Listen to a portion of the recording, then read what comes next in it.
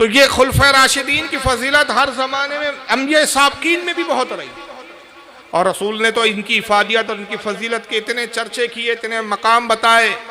واضح الفاظ میں آپ نے فرمایا کہ علیکم بسنتی و سنت الخلفاء الراشدین، فرمایا لوگو تم پر لازم ہے کہ تم میری پیروی کرو، میری سنت کی اتباع کرو، اور میرے بعد خلفاء راشدین، ان چار خلفاء کی پیروی تم پر لازم ہے، ان کی پیروی کے بغیر تمہیں بھی چارہ کار نہیں۔ اور ان سب میں حضرت ابوبکر صدیق کی فضیلت سب سے بڑھ کر بتائی، واضح طور پر کئی مقام پہ فرمایا کہ میرے بعد پہلا خلیفہ ابوبکر صدیق ہوں گے۔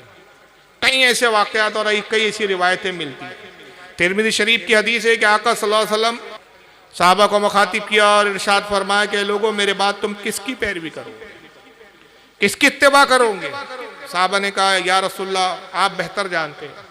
حدیث کے الفاظ ہے وَإِشَارَ أَبَا بَكْرٍ وَعُمَرَ، آپ نے ابو بکر اور عمر کی طرف اشارہ کیا اور فرمایا میرے بعد جس کی پیروی تم پر لازم ہے وہ ابو بکر اور عمر ہے۔ گویا یہ جملوں سے آپ نے اشارہ کر کے بتا دیا کہ میرے بعد پہلے خلیفہ کون ہوں گے؟ سیدنا ابو بکر صدیق ہوں گے، ان کے بعد سیدنا حضرت عمر فاروق ہوں گے۔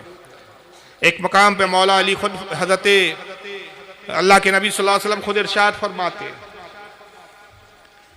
اور وہ یہ ارشاد فرماتے کہ میں نے رب سے 3 مرتبہ دعا کی، اے پروردگار میرے بعد پہلا خلیفہ علی کو بنا، اے اللہ علی کو آگے کر۔ اللہ نے فرمایا حبیب اللہ راضی نہ ہوں گا اس وقت تک کہ جب تک تیرے بعد پہلے خلیفہ ابو بکر نہ ہو۔ حضور کہتے ہیں رب نے جب اپنا ارادہ ظاہر کیا میں رب کی رضا پر راضی ہو گیا، اور میں اس پر راضی ہو گیا کہ میری امت کا پہلا خلیفہ ابو بکر صدیق ہے۔ ایک دیگر روایت میں آتا ہے کہ ایک ضعیفہ آتی ہے رسول اللہ کی خدمت میں، عرض کرتی ہے یا رسول اللہ میری مدد فرمائی، میں بڑی غریب اور مسکین ہوں۔ آقا نے اس کی مدد فرمائی، کچھ دے دیا۔ وہ عرض کرتی ہے یا رسول اللہ آپ موجود ہیں، آپ ہماری مدد فرماتے، ہم جیسے ضعیف اور کمزور ناتوا کی آپ مدد کر دیتے۔ حضور اگر آپ نہ ہو تو پھر ہم کس سے مدد طلب کریں، کس کے پاس آئے؟ حضور نے کہا اگر تم مجھے نہ پائے تو میرے بعد ابو بکر کے پاس آئے۔ ترتیب دیکھیں آپ۔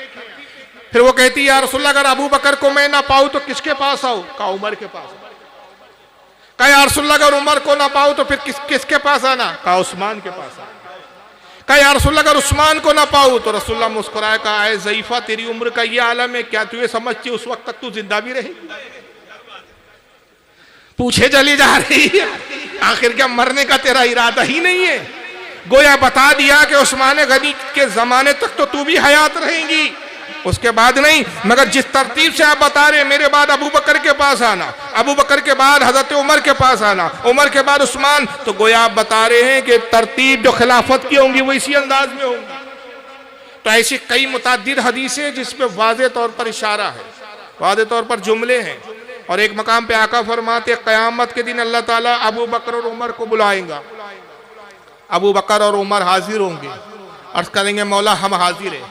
رب فرمائیں گا اے میرے رسول کے صحابیوں، اے میرے رسول کے اصحاب، اے میرے نبی کے بعد خلافت کے فرائض انجام دینے والوں، میں تم سے راضی ہو گیا، اور ایسا راضی ہوا کہ جو تم سے محبت کرتا ہے اس کا ہاتھ پکڑو اور اپنے ساتھ جنت میں لے جاؤ۔